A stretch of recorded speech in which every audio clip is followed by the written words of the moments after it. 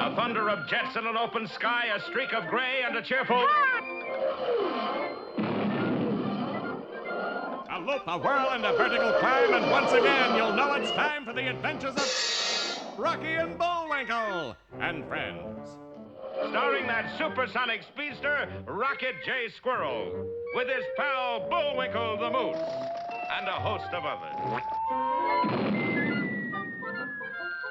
Hurry, Bullwinkle! The show's about to start! I'm coming as fast as I can.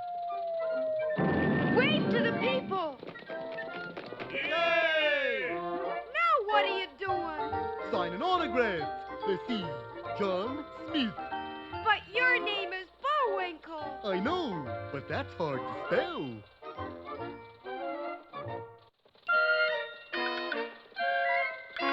We're gonna have a lot of fun. Come on and join us. Sure, there's always room for one more.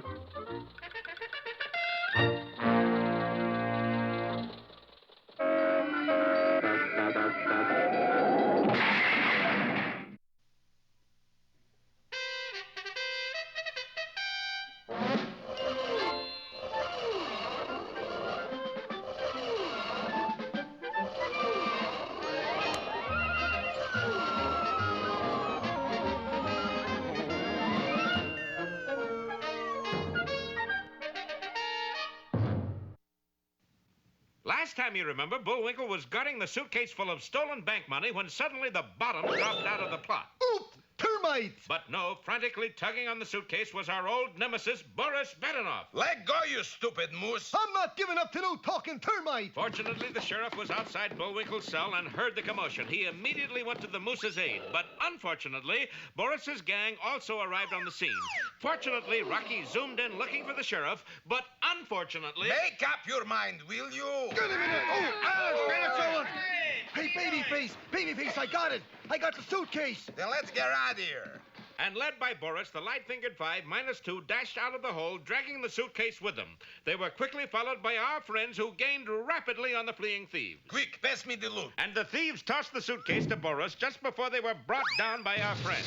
Good work, Rocky. We've captured everybody except the ringleader. Oh, we can always track him down, Sheriff. How do you know that? Look, he's leaving a trail of $100 bills. And it was true. The flimsy straw valise had sprung a leak, and Boris was leaving a trail of money behind him as he fled. Seems to be getting lighter. I must be catching my second wind. Well, that's certainly a break for us, Rocky. I don't think so, Sheriff. Look there. Sure enough, a slight breeze had come up and the money was being blown all over town. Of course, this didn't go unnoticed by the citizens. Now, there's something you don't see every day, Chauncey. What's that, Edgar? The wind blowing money down the street. Oh, I don't know, Edgar. We always get a little breeze in the afternoon. We gotta get those greenbacks back, Bullwinkle. Don't you have one too many backs in there? How can we get them, Rocky? They're blowing all over. You leave it to me, Sheriff. And the brainy squirrel dashed into a nearby appliance store and returned with a super-powered vacuum cleaner. Rocky, this is no time to worry about being neat. But in a few seconds, Rocky had strapped the cleaner to his back. Now, give me a boost up, Bullwinkle. I've got some cleanup work to do. So Bullwinkle seized Rocky and tossed him into the air like a small gray javelin. Rocky turned on the vacuum, and in a dazzling display of aerial acrobatics, gathered in bill after bill. You know, for someone who lives on a diet of nuts, he's pretty smart. And he's my friend. Well, he can't be all smart. Then, after gathering all the loose bills, Rocky zoomed off on Boris's trail, scooping up the money as he went. Back at the jail, the sheriff was giving Bullwinkle his instructions. Put these three guys in the cooler, Bullwinkle. I'm going to help Rocky. Okay, Sheriff.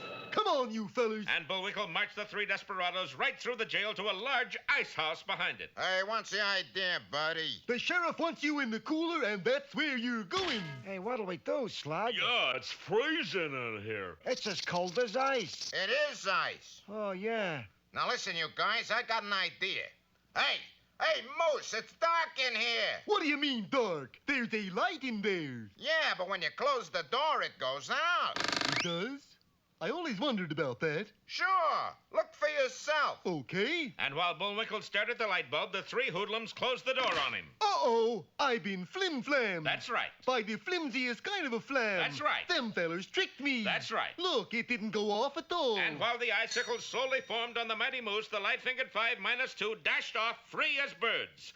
What an ending to a simple little newspaper publicity stunt. Don't miss our next episode, the last edition, or 5-scar final. And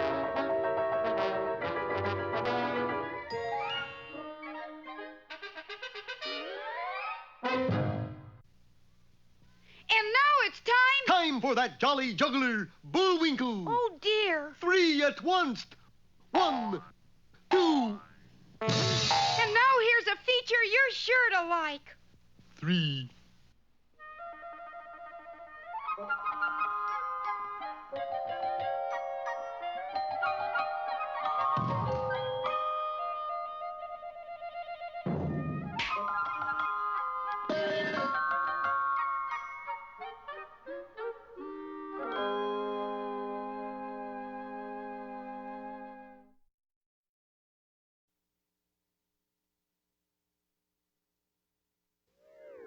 Once upon a time, there was a witch who, out of all the witches that ever lived, was the worst witch of all. She was a very ugly old hag, and because of that, she hated everything that was beautiful. Every time she came to a thing of beauty, How dare you sit there and smell good? she'd cast a spell upon it. Turn to seed, be a weed. Day after day, she would wander around the countryside casting her evil spells. Then one morning, as she was changing cute little white rabbits into bats, Wiggle your little pink nose at me, will you? How do you like those apples? La la la la la la la la. Oh, that song. It's beautiful. Well, I'll fix that. following the sound of the voice, she soon came to a castle, and there, sitting in the garden, was a young princess, the most beautiful princess in the kingdom. La la la la la. So! A witch! Good heavens, where? Don't be silly. I meant you. Me? Oh, yes, me. And I'm going to cast a spell on you. A spell? What for? For being beautiful. Is that bad? When you look like me, it is, honey. And with that, the witch cast a spell upon the poor little girl, changing her into a horse. Now you'll have to stay that way until a handsome prince comes along and kisses you, which will be Neversville, dear, because no handsome prince in his right mind will ever kiss a horse. Oh, darn. I hate days that start out this way. Alas, being a horse was quite a new experience for the girl, but she made the best of it by spending the next 6 months grazing in a nearby meadow and switching flies with her tail. Then, one day, as she was romping in a field, feeling her oats, a young prince and his lackey chanced to pass, and... Look, Clyde, a wild horse. Yes, sire. And isn't she a beauty? Oh, I'll say. Look at those forelegs. Fresh. What'd you say, Clyde? Nothing, sire. I'll bet a fine animal like this can run like 60. I'll capture her and enter her in the big race next Saturday. This was just the break Beauty had been waiting for. Now, if she could just think of some way to make the handsome prince kiss her, she would change back into a beautiful princess, which would make her very happy. The following Saturday, Beauty found herself at the track, but her mind wasn't on the race she was about to run. It was on the prince. I wonder what makes her pucker up like that. Must have eaten something sour, sire. And then it was time for the race to start. Beauty was lined up at the starting gate with all the other horses, and... Off! Beauty was off like the wind, and in no time at all had left the other horses far behind. Come on, Beauty, come on. Beauty flashed around the far turn, thundered down the home stretch. She seemed certain to win when suddenly, to the amazement of all, she slammed to a stop 5 feet in front of the finish line, cuddled up on the ground, and went sound asleep. The other horses thundered past, and she lost the race. I hate to say this, sire, but I'm afraid that you got a sleeping beauty on your hands. Yes, I noticed that. The prince raced Sleeping Beauty again and again, but it was always the same. She would fall asleep just before crossing the finish line. I'll just have to take her to Merlin Leroy, the wise guy. He'll know what to do. Merlin Leroy was the wisest man in the kingdom, and when the prince explained the problem to him... Don't worry, young man. You just leave Beauty with me for a few days. I'm certain I can get to the bottom of this sleeping business. And Merlin went to work. Now then, just relax and think back as far as you can. Several days later, Merlin returned Beauty to the prince and assured him that he had solved the big problem. It's very simple, lad. Beauty has a kiss complex. What? Tomorrow is the last big race of the season. Enter Beauty, and if she goes to sleep again, just kind of, kiss her on the nose. Needless to say, the prince was quite confused, but he did as Merlin had instructed, and Beauty was in the big race the following day. Off! Beauty was never in better form, and she ran like the wind. The other horses didn't have a chance, or so it seemed, but then, 5 feet in front of the finish line, seeing this, the prince dashed onto the track and kissed Beauty on the nose, and before his startled eyes, the horse changed into a beautiful princess. Of course, he lost the race again, but the prince didn't care. He was delighted with the beauty of the princess and quickly fell in love with her. And so they were married, and the prince lived unhappily ever after. Yes, that's right, unhappily. For you see, even though Beauty was no longer a horse, she was still an awful nag.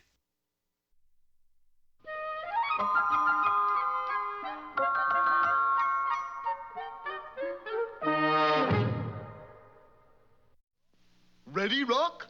You sure you know how to work that thing? No. Anyways, here's what it was supposed to look like. Hello there. Today's poem is called... Hey, Moose, how come you always read poetry? Well, it's my part of the You joke. think you are the only one with soul? You want to read a poem? Certainly. Today's poem got the title, How to Be Happy Though Miserable. But... Are you almost disgusted with life, little man? But... I'll tell you a wonderful trick. That brings you contentment, if anything can. Give me... Do something to somebody quick. Oh! Though it rains like the rain of the flood, little man, and the clouds are forbidding and thick, you can make the sun shine on your soul, little man. Do something to somebody quick.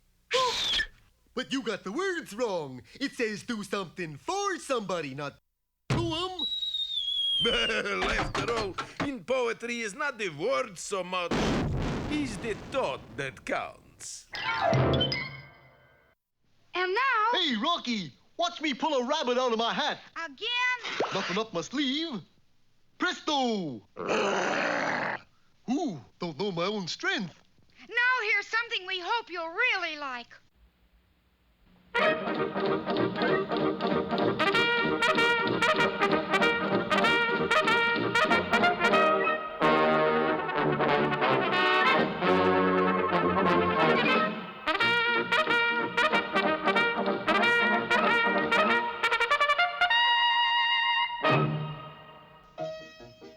Gold. Some Canadians had it in their watches. Others had it in their teeth. One Canadian had it on his mind. The pride of the mounted police, Dudley Do-Right.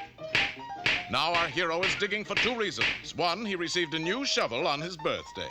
And 2, only gold and the wealth it brings will win him the fickle but beautiful heart of the fair Nell Fenwick. Nell is the daughter of the post commander, and it is for her that Dudley tries to do right, but seldom does. Look what I have found, sweet Nell. That's not gold, Dudley. That is a tin can. Yes, but all that glitters is not gold. What does that mean? I'm not sure. I shall give it some thought whilst working in the mine. Farewell, Nell. And with that thought in mind, Dudley dug as he had never dug before, toiling day and night until 3 weeks later, he emerged from the bowels of the earth holding 2 large sacks filled with gold. Eureka! That's Eureka. But Dudley knew what he meant, and off he dashed to his beloved. I have done it. I can now wed the fair Nell. Ah, but Dudley's horse had been through this before. He knew that the path to success was paved with low-grade asphalt. Speaking of low-grade, here is the villain of our melodrama, Snidely Whiplash. Egad, that dullard has struck it rich. Now I must strike while the dullard is hot. His serpent-like mind quickly hit upon an evil plan. Oh, Dudley, have you given any thought to what would happen to me if anything should happen to you? Why, no, I haven't. I thought not. Here, sign this. And the unsuspecting Dudley signed a will that left his mind to Whiplash in the event that he should meet with an untimely accident, which is precisely what Snidely had in mind. Up to now, no one had thought it odd that Dudley had discovered gold that had already been poured into sacks. The reason for this was Dudley had not dug his way into a mine, but into the post commander's office where the payroll was usually kept. 1 potato, 2 potato, 3 potato, 4. What's this? 2 potatoes are missing. Yes, Inspector Fenwick was nobody's fool. He knew that somebody was robbing the post payroll. Send Do-Right in here. You sent for me, sir? Here are your orders, Do-Right. Bring in the thief who's robbing the payroll.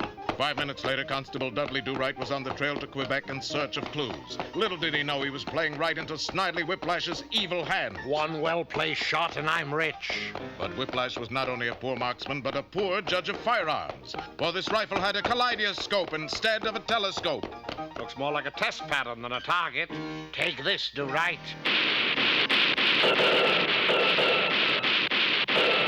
A mile down the trail, he tried again.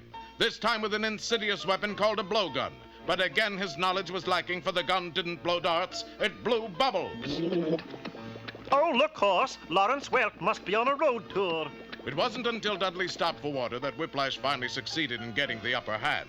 From out of nowhere, a stout rope encircled Dudley. Aha! I have you in my clutches. Oh, Whiplash, you devil, what are you up to? No good, you can bet on that.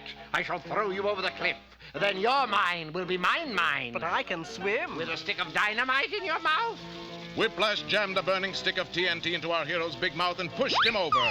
Down, down, down he plummeted into the raging torrent below. It was true that he couldn't swim with a stick of dynamite in his mouth. But his horse could. Moments later, he and his master stood safely on shore.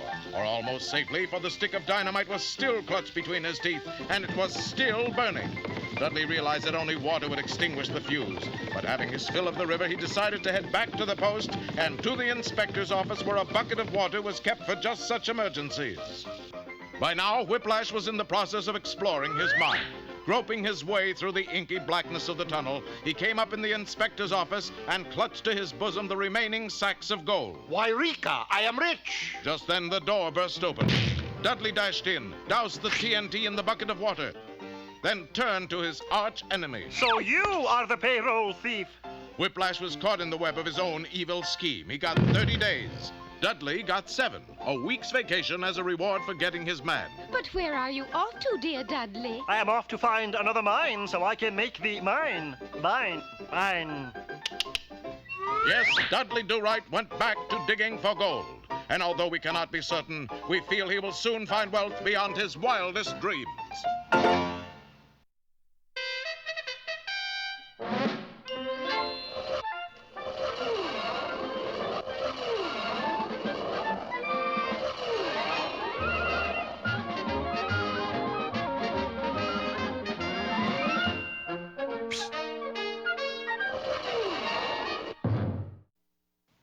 Well, the Frostbite Falls newspaper really started something when it buried a pot full of Confederate money as a promotional stunt. Within a week, the town was dug full of holes, the bank was robbed, and Bullwinkle was locked up by a gang of thieves.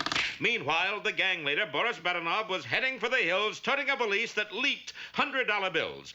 Close behind, Rocky was scooping them up with a powerful vacuum cleaner. Unfortunately, the machine was a little too powerful. Uh-oh. Excuse me, Mr. Braunschweiger. I thought you were a $100 bill. Name is Babyface, not Bill. But then Boris spotted his empty suitcase. Raskolnikov, I've been hijacked by carpet sweeper. And he started off after the fleeing Rocky. Uh-oh. I gotta find someplace to hide this money. But where? Then Rocky's sharp eye spotted a small building on a back street. That's it. The old ice house. Nobody'd ever think to go in there. Gee, Rock, I thought you'd never show up. Bullwinkle, what are you doing here? Far as I can tell, I'm freezing to death. Come on. We gotta hide this vacuum cleaner full of money. How about putting it under this loose board? Yeah, but that board isn't loose.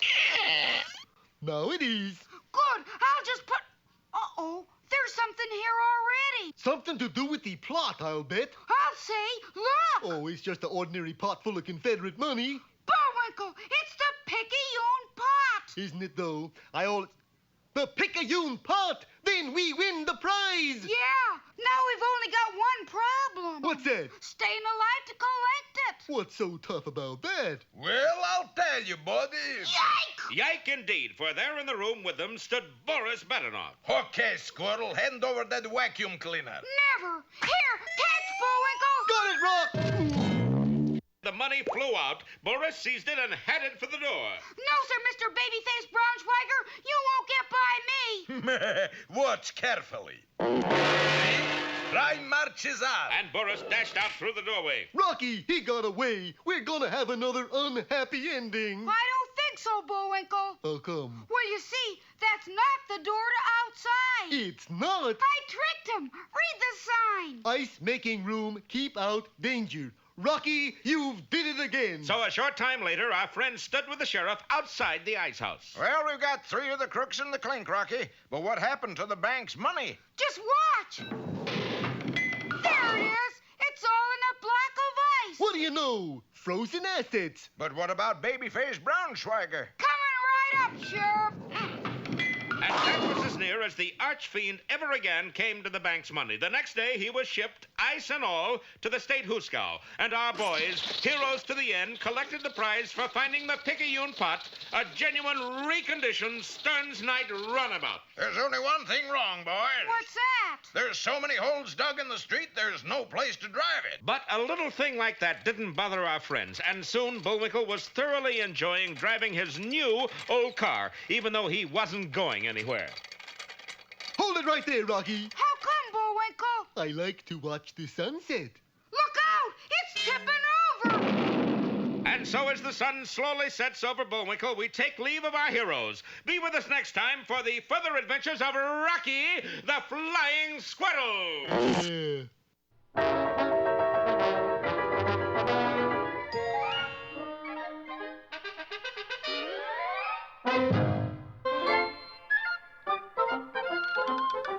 Well, it looks as if our time is just about run out. Just enough left to tell him who the sponsor was. You got the credits, Bullwinkle? All on this itty-bitty card. Oop.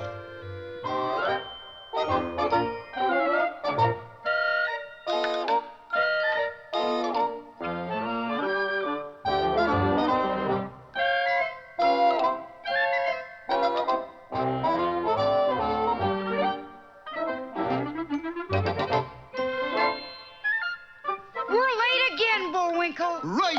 Bye now. See you next time.